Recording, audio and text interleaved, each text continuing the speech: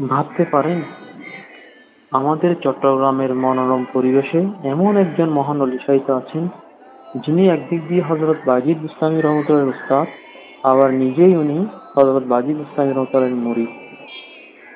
এই মহান অলি সিন্ধু প্রদেশ থেকে চট্টগ্রামে হযরত বাজিদ বুস্তামী রহমতুল্লাহর সাথে আসেন এবং চট্টগ্রামে থেকে যান।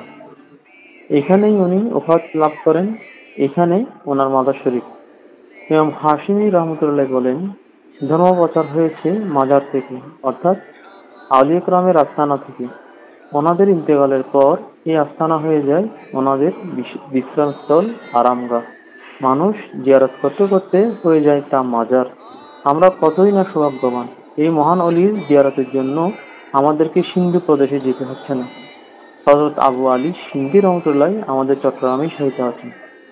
চট্টগ্রামের বাইতুল তারা গেটের একেবারেই নিকটে রাস্তার পশ্চিম পাশে জালালের টিলায় ওনার মাজার শরীফ। আগামী 15ই সেপ্টেম্বর এই মহান অলির পড়তে পাক। আর এমনিতে প্রতি বছর 22শে রবিউল আউয়াল এই মহান অলির ওরসে পাক পালিত হয়।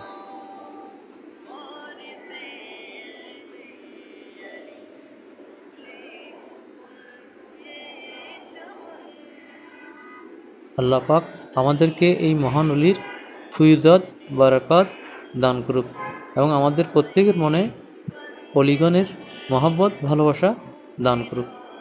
আমিন।